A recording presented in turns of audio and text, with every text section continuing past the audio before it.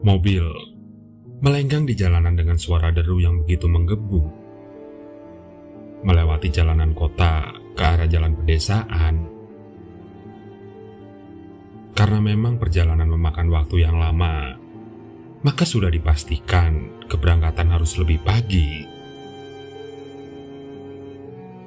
Selepas waktu subuh, mobil Avanza berwarna abu sudah berada di base camp tempat kami berkumpul. Oh iya, kami adalah salah satu band lokal yang memang sedang banyak digandrungi di daerah kami maupun daerah sekitarnya. Hari ini kami berencana untuk pergi ke acara pernikahan salah satu penggemar kami, menjadi penghibur para tamu undangan dengan lantunan lagu dari kami.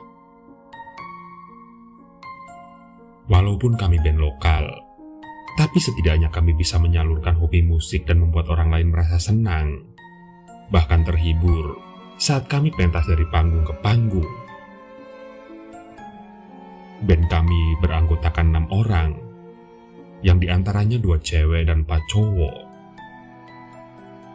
Salah satu cewek menjadi vokal, namanya Dea, dan yang lain memegang alat musik, diantaranya penabuh drum Hilman, Sandi di bagian gitar, Rini bagian piano, Raka bagian bass, dan tak lupa aku Haikal yang menjadi vokal 2 termasuk manajer band kami.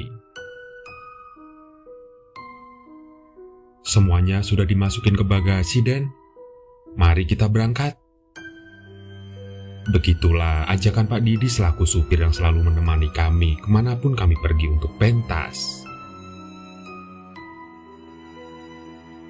Sebutan Den atau Aden adalah bahasa Sunda yang biasanya ditujukan kepada orang berada. Dulu, aku sempat menolak atas panggilan tersebut dari beliau. Namun katanya lebih enak nama panggilan begitu daripada memanggil nama langsung. Sudah setengah perjalanan ternyata telah kami lalui. Kulihat, jalanan sudah sedikit banyak bebatuan dan melewati banyak perkebunan. Menurut Pak Didi, beliau belum pernah pergi ke daerah pedesaan yang kami tuju. Kami hanya mengandalkan GPS dari HP dan jika keliru, kami berhenti sebentar menanyakan alamat ke orang-orang sekitar. Mungkin sebentar lagi kami akan sampai, batinku. Di sepanjang jalan tidak ada kegaduhan dalam mobil, karena semuanya terlelap di posisinya masing-masing. Mungkin karena berangkat terlalu pagi, mereka jadi kurang istirahat. Kubiarkan saja mereka menikmati perjalanan dengan tertidur. Dan aku menikmati perjalanan dengan menemani Pak Didi yang sedari tadi mengemudi. Di sepanjang jalan, kami mengobrol ke sana kemari membahas apa saja yang bisa menjadi topik pembicaraan. Entah itu perkembangan band kami atau membicarakan masa mudanya beliau. Bangun-bangun, tidur mulu. Buruan nih udah sampai. Beresin alatnya semua keluar dari bagasi. Begitu kataku sesampainya kami di tempat acara. Walaupun berada di pedesaan, bagiku sambutan mereka sangat meriah bagi kami. Dan melihat tata letak tempat panggung beserta pelaminan begitu megah, tentu saja membuat kami semangat agar tidak mengecewakan pihak yang punya acara. Setelah merapikan alat di panggung, kami dipersilahkan untuk beristirahat di rumah salah satu keluarga yang punya acara. Rumah itu kami jadikan tempat briefing dan mempersiapkan hal apa saja yang akan kami sajikan nanti di atas panggung. Pak Didi, kesini, ngopi dulu nih. Raka menyuruh Pak Didi agar ikut serta bersama kami. Silakan duluan.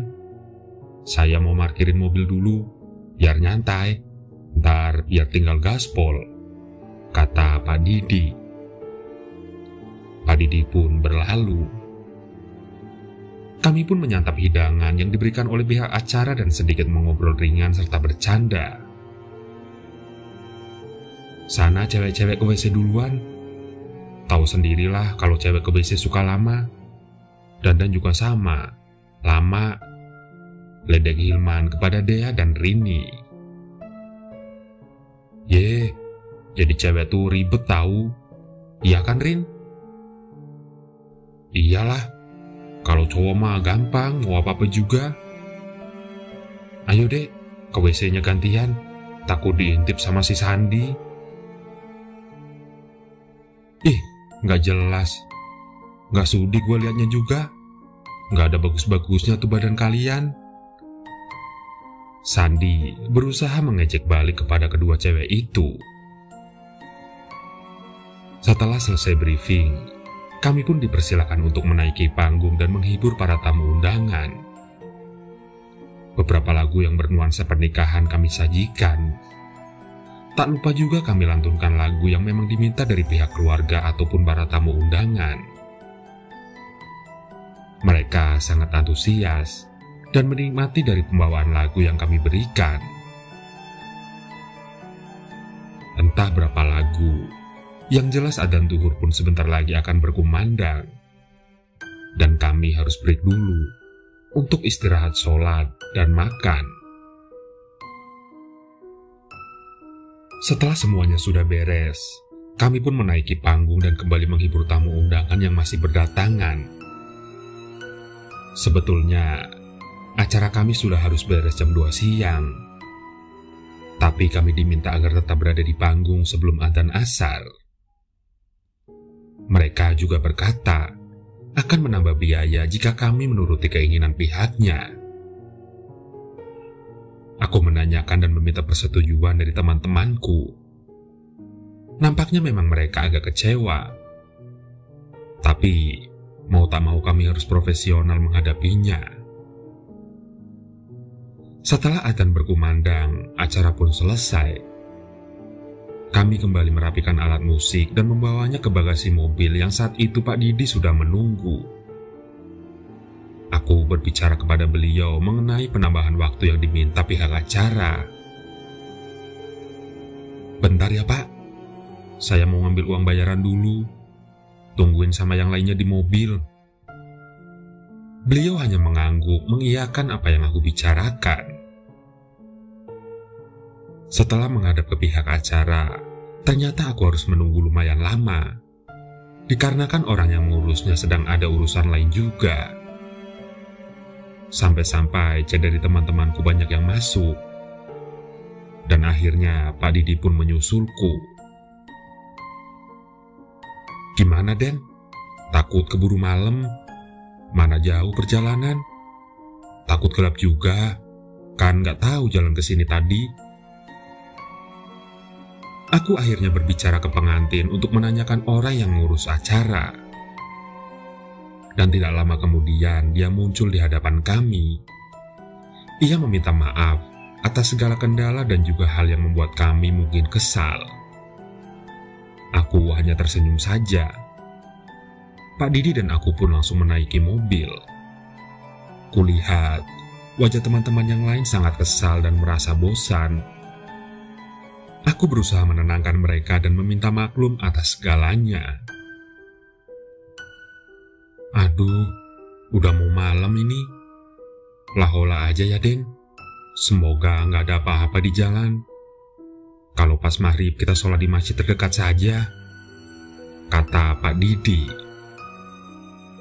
Mobil pun melaju menyusuri jalan bebatuan di pedesaan itu, meninggalkan tempat acara yang memang sedikit membuat kami harus ekstra sabar menghadapinya. Kuambil HP dan menyalakan GPS agar mempermudah Pak Didi memilih jalur. Baru beberapa menit perjalanan, nada dering adzan berkumandang di HP-ku, menandakan waktu sudah maghrib. Gimana nih geng? Mau nyari masjid yang dekat apa lanjutin aja? Nanti agak di kota nyarinya, tanyaku kepada yang lainnya. Mereka menjawab serentak agar lanjut saja. Toh, dilihat dari kondisi sekitar memang tidak ada pemukiman atau hal lain. Yang ada hanya perkebunan yang luas. Jalanan yang kami lalui semakin terjal. Batu-batu yang ada di jalan semakin besar. Dan memang jalanan juga rusak. Kami melewati turunan yang tajam sekali. Bentar-bentar, perasaan tadi nggak jalan di sini deh, kataku dengan semakin khawatir melihat medan jalan semakin memburuk. Tiba-tiba, ban mobil kami terjebak di antara dua batu. Saat jalanan kembali lurus dan akan menghadapi tanjakan yang sama terjalnya dengan turunan yang tadi. Kekhawatiranku memang terjadi saat ini. Terpaksa kami para cowok turun untuk mendorongnya agar bannya tidak selip. Kok serem gini anjir? Ini di hutan. Kal, bener nih jalan yang tadi? Bentar, gue tanyain dulu sama Pak Didi. Perasaan gue mah nggak jalan sini tadi tuh. Aku bergegas menghampiri Pak Didi yang tengah berusaha bermain pedal gas agar bisa mengeluarkan ban mobil yang terjebak. Lihat dari GPS sih, bukan jalan sini, Den. Mungkin ini jalan alternatif. Soalnya tadi pas di pertigaan juga ada bapak-bapak yang pakai baju gas pedesaan. Dia teriak, katanya jalan sini juga bisa kalau mau ke kota. Rasa takut mulai menghampiri benakku. Soalnya apa yang diucapkan Pak Didi, tidak kulihat ada bapak-bapak yang berada di pertigaan jalan. Tapi, aku harus tetap tenang dalam kondisi ini, dan tidak membuat anak-anak lain cemas, apalagi ada dua orang cewek. Aku kembali ke belakang untuk mendorong mobil, yang masih terjebak di antara dua batu licin. Entah berapa lama kami berkutat dalam kondisi itu, hingga sampai akhirnya perlahan dari kami mulai kehabisan tenaga. Pak Didi juga menyarankan agar kami beristirahat sejenak dan memasuki mobil, serta meminta bantuan kepada pihak acara agar bisa menyelamatkan kami yang terjebak di sini. Saat ku coba telepon pihak yang punya acara, nomornya di luar jangkauan. Kembali ku coba telepon menggunakan HP yang lain. Tetap saja tidak bisa dihubungi nomornya. Sialan, gumamku dalam hati. Masih dalam keadaan bingung, tiba-tiba ada sesuatu yang kulihat samar dari kejauhan. Semakin mendekat, ternyata itu adalah kumpulan para petani. Harapan kami mulai muncul saat melihat mereka. Aku pun beranjak turun dan meminta bantuan kepada mereka sambil berlari di atas bebatuan yang licin. Tapi, tiba-tiba sekumpulan para petani itu seperti hilang dari pandangan. Mereka yang tadi kulihat mendekat, tidak kutemui. Sontak saja bulu kuduku meremang dan mencoba kembali ke mobil sambil berlari. Melihat ekspresi wajahku, mereka sudah menduga jika yang tadi dilihat memang bukan manusia. Para cewek hanya bisa merengek menyaksikan apa yang mereka alami. Dan dengan keadaan nekat, aku menyuruh para cowok turun dan mendorong mobil dari depan. Walaupun sebelumnya mereka enggan karena ketakutan. Kali ini, kami mencoba cara lain. Akhirnya kami mengangkat ban dan mendorongnya dari depan. Ban sudah tidak terjebak lagi. Masih dengan perasaan takut, kami pun bergegas masuk dan meminta Pak Didi agar kembali melewati jalan tadi saja. Beliau mengangguk tanda setuju. Tanjakan dan belokan terjal kami lewati dengan harapan bisa kembali ke jalan utama yang menghubungkan tempat acara tadi. Bau kembang melati. Seketika Raka mengatakan hal itu dengan dibarengi menutup hidungnya. Sontak saja kami juga yang mencium aroma itu langsung menutupi hidung. Nyesel gua. Nanti nggak usah ngambil job di pelosok gini lah. Bukan apa-apa, kan nggak tahu jalan kemana-mananya. Apalagi ini kayak lewat hutan. Takut ketemu sama yang kayak tadi. Hilman merasa kesal, dibarengi oleh Sandi yang mengiyakan karena sama-sama merasa kesal. Lu nggak usah ngomong macem-macem, harusnya berdoa biar selamat sampai ke rumah. Timpal Rini yang malah kesal kepada Hilman dan Sandi. Tapi kulihat dia dari tadi diam tak bersuara. Wajahnya pucat dan menundukkan kepalanya.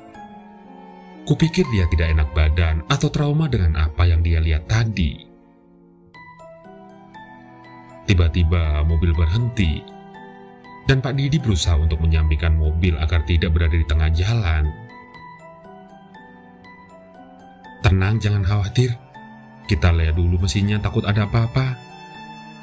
Pak Didi keluar mobil dibarengi Raka, yang memang dia ahli di bidang mesin juga. Deh, gak apa-apa. Kok pucat gitu? Coba kasih air minum, Rin. Atau makanan yang ada di kardus pemberian tadi dari yang punya hajat. Rini mencoba memberikan makanan atau minuman kepada Dea. Namun malah gelengan kepala yang diterimanya. Dea merasa tidak enak mungkin, pikirku. Setelahnya Dea menundukkan kepalanya lagi. Setelah menundukkan kepalanya lagi, tiba-tiba Dea menangis terseduh.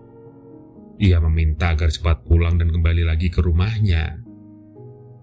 Rini memeluknya dan sekali menenangkan keadaannya.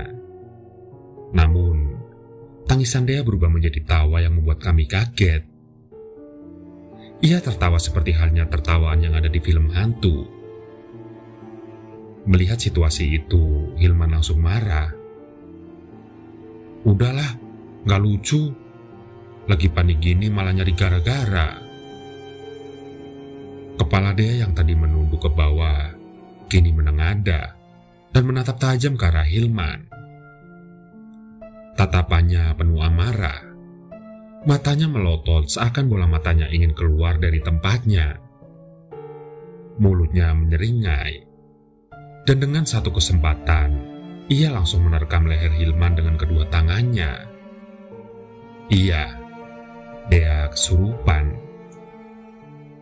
Dengan dibantu oleh Sandi untuk melepaskan cengkeraman tangan Dea, Rini pun ikut menarik badan Dea. Aku yang berada di jok depan langsung turun, lalu memanggil Pak Didi beserta Raka untuk membantu mengendalikan keadaan Dea. Mulutnya terus bergumam dengan deraman yang menakutkan. Ngapain kalian di sini? Begitu katanya. Dengan susah payah, akhirnya Hilman berhasil lolos dari cengkeraman tangan Dea. Namun, masih saja tubuh Dea memberontak tak karuan. Pak Didi mencoba membacakan surah dan doa-doa yang menurutnya bisa mengusir hantu. Tapi usahanya sia-sia, karena Dea kini sudah melompat keluar pintu mobil. Aku yang berada tak jauh dari Dea mencoba untuk menangkap dan merangkulnya agar tidak hilang dan pergi. Akibatnya, tubuh kami tersungkur ke tanah yang banyak bebatuan itu. Maaf deh, bukan maksud apa-apa. Tapi mau gimana lagi kalau nggak gini? Ucapku dalam hati. Entah keajaiban dari mana, beberapa saat kemudian tubuh Dea melemas dan tidak meronta-ronta serta menggumam lagi. Teman-teman yang lain pun langsung bergegas menghampiri dan membopong tubuh Dea masuk ke dalam mobil. Dan lagi-lagi, keajaiban mulai menghampiri kami. Iya, mobil kami berhasil menyala. Lalu kami melaju kembali. Dalam situasi panik itu, tak ada yang berbicara sedikit pun. Terutama Hilman yang mungkin mengalami shock hebat. Kupikir keadaan buruk sudah selesai, tapi nyatanya tidak. Saat kulihat, kini kami melewati sebuah desa yang beberapa rumahnya memiliki nuansa angker. Bukan hanya aku yang menerka bahwa ini memang tidak beres dan masih menjadi hal buruk. Semua yang berada dalam mobil merasakan hal yang sama. Raut wajah mereka terlihat takut dan cemas. Akhirnya Pak Didi mencairkan suasana dengan melafalkan doa agar kami semua tenang. Mobil kembali terhenti saat lampu sorot menyinari sesosok pria tinggi. Entah setinggi apa pria itu, karena saat tersinari lampu sorot hanya bagian betisnya saja yang terlihat. Kami berteriak sekencangnya dan kembali lagi merasakan ketegangan. Pak Didi berupaya menenangkan kami yang sudah mulai tak terkendali. Ingat sama Tuhan, berdoa biar gak ada apa-apa. Begitu kata Pak Didi seraya memandu kami berdoa mengikutinya. Tiba-tiba Rini menjerit dengan kencang. Ia melihat sosok hantu tanpa kepala berada jelas di dekat kaca jendela mobil. Tepat di sampingnya ia duduk. Tak hanya sosok hantu tanpa kepala, beberapa saat kemudian mulai bermunculan sosok hantu menyeramkan lainnya. Entah berapa banyak sosok itu. Yang jelas mereka mulai menghampiri mobil kami. Suara geraman dan juga suara seperti berbisik pun terdengar sampai ke dalam mobil. Pak Didi berusaha menghidupkan kontak mobil. Namun, akhirnya tubuhnya sempat menegang dan langsung terkulai tak sadarkan diri. Kami histeris ketakutan dan panik. Mobil seperti sedang digoyang oleh makhluk-makhluk itu. Satu persatu dari kami mulai tergeletak tak sadarkan diri. Hingga akhirnya, pandanganku meremang dan buram. Namun, sebelum kesadaranku hilang, samar ku dengar suara cekikikan dari wanita.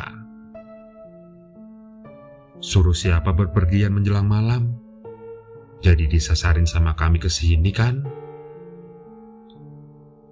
Keesokan harinya, kami ditemukan oleh warga yang akan berkebun. Kondisi kami memang saat itu tidak sadarkan diri. Jadi warga berbondong-bondong untuk menyelamatkan kami. Menurut penuturan warga, mobil kami hampir saja akan terjatuh ke bawah saat berada persis di pinggir jalan tanjakan. Pak Didi pun bercerita atas apa yang kami alami. Namun warga setempat seperti tidak mempercayai. Karena tak pernah ada hal aneh menimpa mereka ataupun orang jauh yang melewati jalan itu. Memang jalan itu bukan jalan utama menuju kota, melainkan jalan alternatif para warga setempat agar bisa cepat pergi ke pasar untuk menjual hasil kebun. Mengingat medan jalan yang terjal, kebanyakan mereka memikul hasil kebunnya dan berjalan kaki. Sedangkan yang lainnya memakai motor yang mungkin sudah dimodif agar bisa melewati jalanan berbatu. Singkat cerita, mobil kembali melaju untuk pulang. Ada perasaan senang di raut wajah kami semua. Dan syukurlah, tidak ada hal yang lebih mengerikan lagi menimpa kami. Namun, Dea masih terkulai lemas tak sadarkan diri dari tadi. Wajahnya masih pucat dan badannya masih dingin. Menurut Pak Didi, dia sudah tidak apa-apa, hanya butuh istirahat saja. Sesampainya di base camp, rupanya Pak Didi menawarkan untuk mengantarkan kami pulang ke rumah satu persatu. Alasannya agar kami tidak terlalu capek. Soalnya malam tadi kami sudah mengalami kejadian yang memang mengerikan. Sesampainya di rumah, aku menjelaskan kepada orang tua tentang apa yang aku dan teman-teman alami. Iya, kami disasarkan oleh makhluk halus penunggu perkebunan yang ada di desa itu. Mendengar penuturanku, keduanya langsung memeluk dengan erat. Untung saja masih diselamatkan sama Tuhan. Mama tuh udah khawatir takut ada apa-apa. Soalnya perasaan Mama tidak enak. Terus ada pertanda sebelumnya. Gelas tiba-tiba jatuh sendiri dan pecah. Mama buru-buru berdoa biar pada selamat. Terus Ikal bisa pulang lagi ke rumah. Begitu penjelasan dari mamaku. Sungguh, itu adalah pengalaman yang sangat mengerikan, yang sangat sulit dilupakan selama hidupku.